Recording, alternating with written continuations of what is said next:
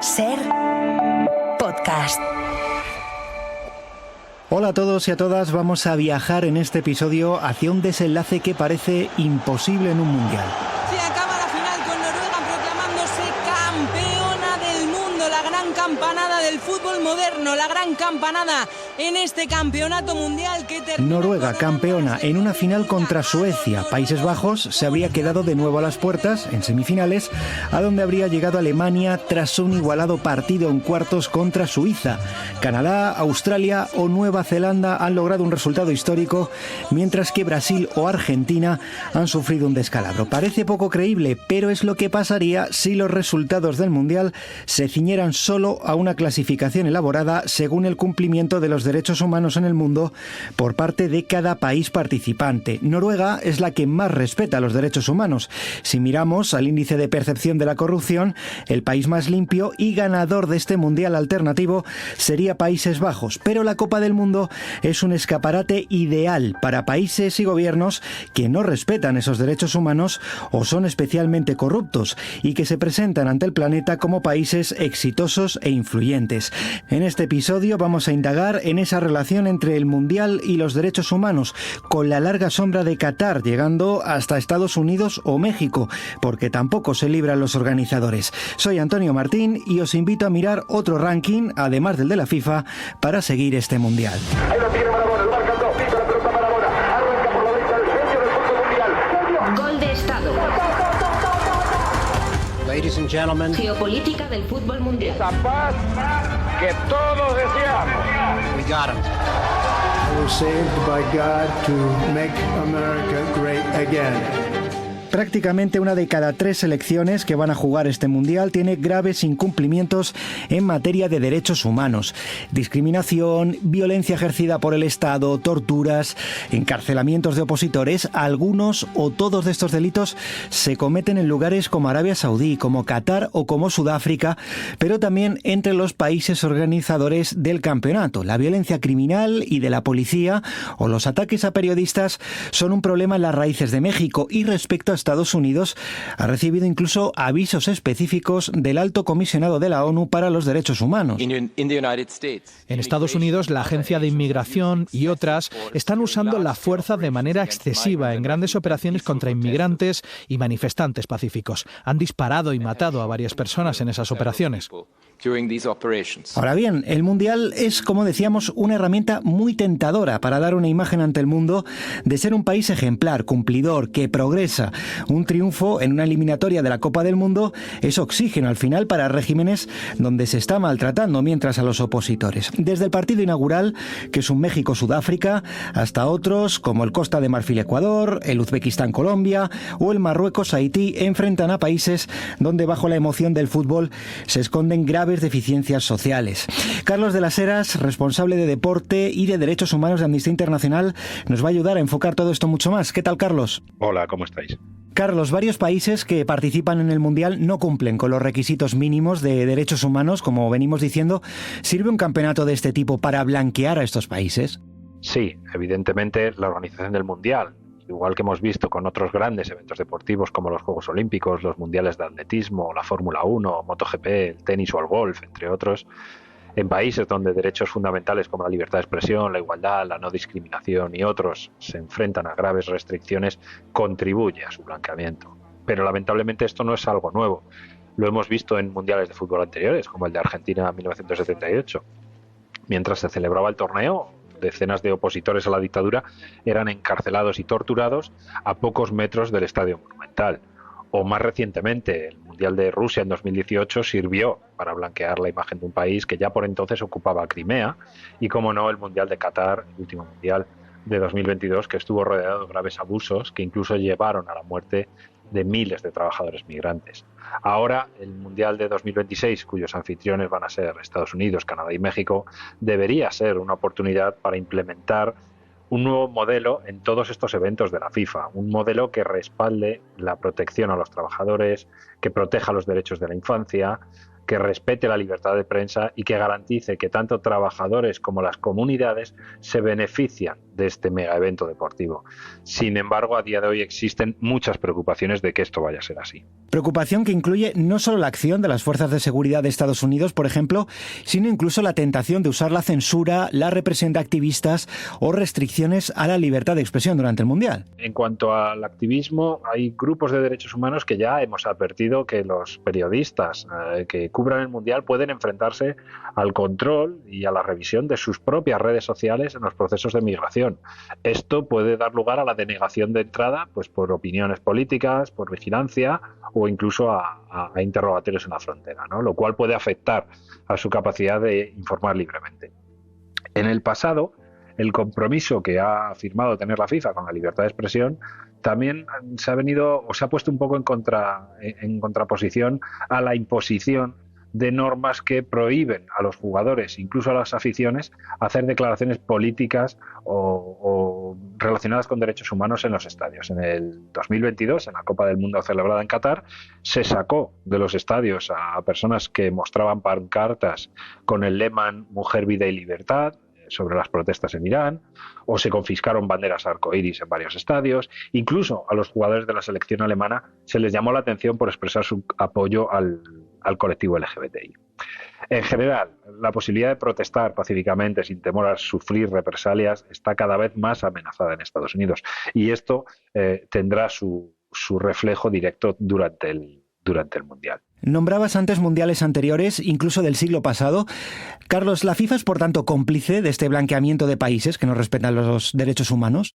La FIFA no es responsable, evidentemente, de las miles de violaciones de derechos humanos que se dan por todo el mundo, pero sí tiene una responsabilidad como principal agente responsable de un evento, en este caso el Mundial, que va a dejar una enorme huella. Esta responsabilidad pasa por llevar a cabo una evaluación actualizada sobre la diligencia debida en materia de derechos humanos y por aprovechar su influencia para asegurar que el Mundial es un acontecimiento en el que se respetan y se promueven los derechos humanos.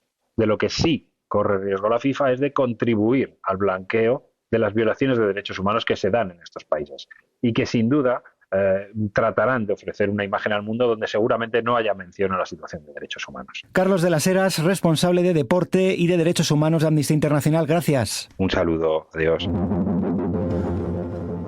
Qatar organizó el pasado Mundial, Arabia lo va a hacer en 2034, ambos clasificados también para esta Copa del Mundo, por cierto, con vínculos indirectos con España. A Qatar lo entrena Julen Lopetegui y Arabia Saudí va a ser rival de España en este Mundial. Ya están entre los 20 países más ricos del mundo, pero el deporte es fundamental para tapar sus abusos. Ese España-Arabia del 21 de junio a las 6 de la tarde nos va a poner frente a frente a un país que está en el punto de mira de todas las organizaciones de derechos humanos. Bajo un gobierno autoritario, con la pena de muerte vigente, persiguiendo a periodistas, con detenciones arbitrarias, tortura y la Supercopa de España, allí hasta el año 2030. Intentando plantar cara a esta relación sin escrúpulos con el deporte, hay fans con mucha determinación. Hola, soy John Andrew Hurd, un aficionado de toda la vida de Newcastle United y uno de los fundadores de Newcastle United Fans Against Sportswashing. Algunos fans del Newcastle United protestan desde el primer minuto porque un fondo de inversión saudí se ha metido en su club y vuelven ahora a elevar la voz por el Mundial. John Hurt es uno de esos portavoces. John, ¿qué tal? Los fans del Newcastle estáis luchando para denunciar que el club esté en manos de un fondo saudí. ¿Qué os parece que este país vaya a competir en el Mundial en Estados Unidos? Primero, hay que ser muy claro quién es realmente el dueño de Newcastle United. Según el Premier League, es el Fondo de Inversiones Público, el PIF, pero realmente es el Estado Arabia Saudita. Para nosotros, el problema más importante es la relación entre FIFA y el presidente Infantino y el Estado Arabia Saudita. Por ejemplo, ahora Aramco es un sponsor, un socio de FIFA. Está muy amigos con gente como Putin y Mohammed bin Salman. No es muy bueno para la imagen de fútbol, que fútbol es para todos, no solo para los élites y los los ricos. Pues recuerda esto, John. It is a great pleasure that I can confirm that the host of the FIFA World Cup 2034 will be Saudi Arabia. Con gran placer anuncio que la sede del Mundial de 2034 será Arabia Saudí. Así confirmaba Infantino que esa relación de la que nos hablas va a llevar también a Arabia a organizar su propia Copa del Mundo. Estamos completamente en contra de celebrar los mundiales de fútbol en Arabia Saudita en 2034. Es un escándalo y un insulto a los miles de víctimas del Estado saudita que FIFA y Infantino han dado los mundiales a Arabia Saudita. Nos parece que no hemos aprendido nada de los mundiales en Qatar, donde miles de trabajadores murieron construyendo también los estadios ahí. Por eso, nosotros y mucho más grupos de aficionados de fútbol en el mundo estamos en contra de celebrar los mundiales en Arabia Saudita en 2034. Con estos ejemplos que me dices, por tanto, la conclusión es que países que no respetan los derechos humanos utilizan el fútbol, el Mundial, aunque también otros torneos como la Supercopa de España para limpiar su imagen, el famoso sportwashing que John, Arabia y Qatar niegan. Sí, este es el objetivo de países como Qatar, Arabia Saudita y los dueños de Manchester City también. Pero también es algo más. Estos países están intentando utilizar el fútbol como un proyecto de poder blando. ¿Puedo explicar un poco sobre este fenómeno con el ejemplo que ha pasado en Newcastle y con el club Newcastle United?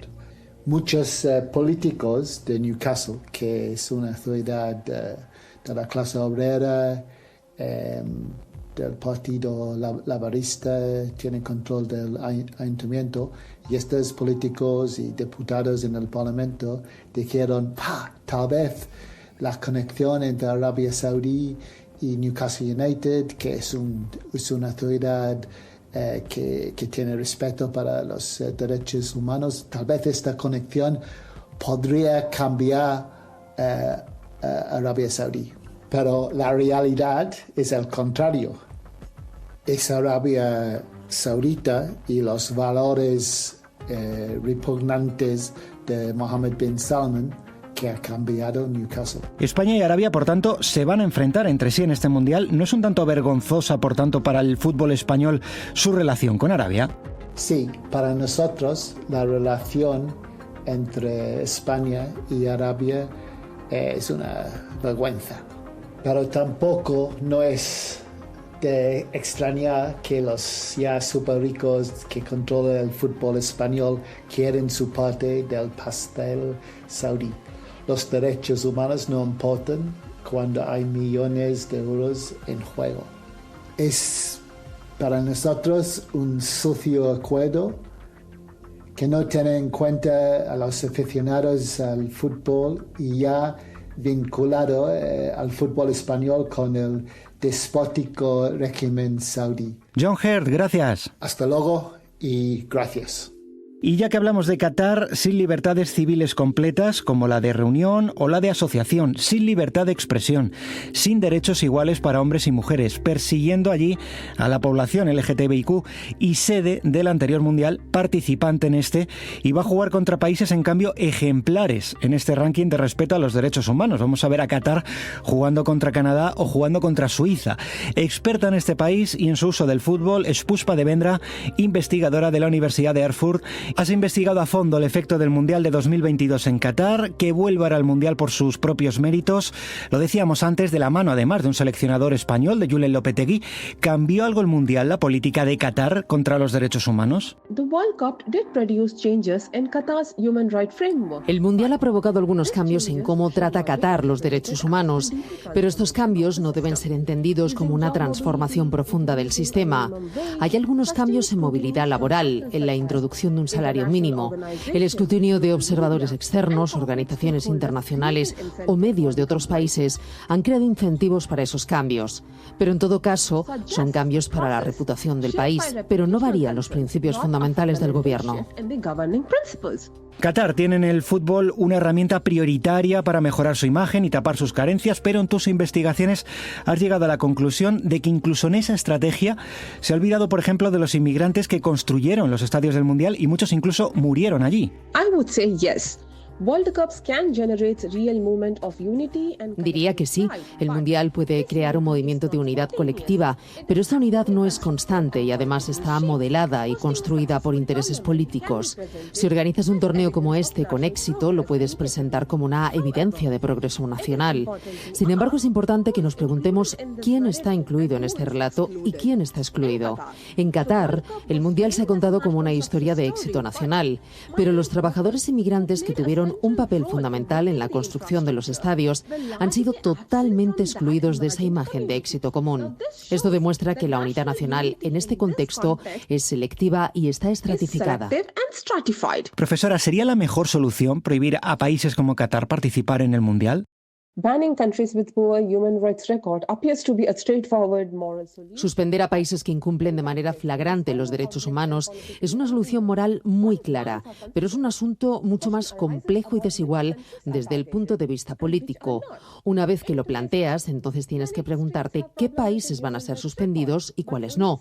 Muchos países pueden presentar incumplimientos de los derechos humanos, pero seamos honestos, solo algunos serían finalmente excluidos. Por lo tanto, esto crearía un doble rasero en el que las decisiones de a quién suspender reflejaría intereses geopolíticos. La clave es, por tanto, quién estaría afectado por una decisión así. En la mayor parte de los casos, al final, serían los deportistas y los aficionados, no las élites responsables de las malas políticas. Profesora Pushpa Devendra, gracias.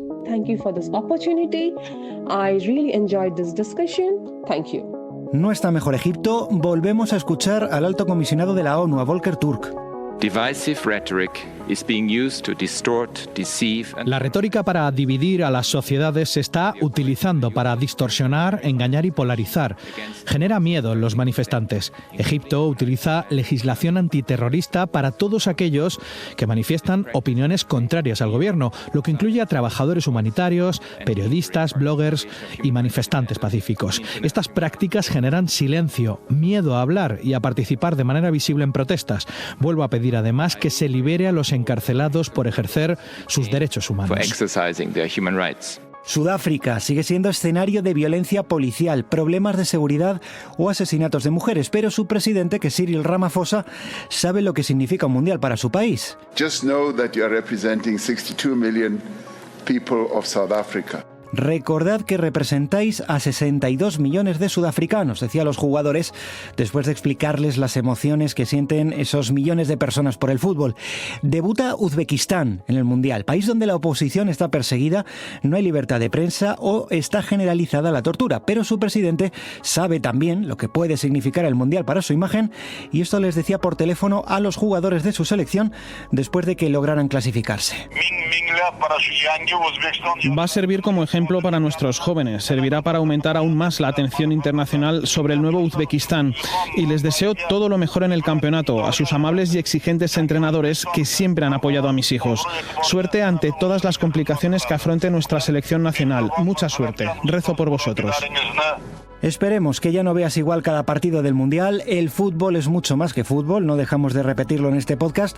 A su alrededor revolotean las mejores emociones del ser humano, pero también las peores, y quienes sobre todo quieren disimularlas echando mano de la pelota. Hasta aquí este episodio. En próximos os vamos a contar por qué este Mundial se aleja de la población más pobre del planeta, cómo no es tan global como parece, o cómo influye a los otros organizadores que no son Estados Unidos. Hasta entonces.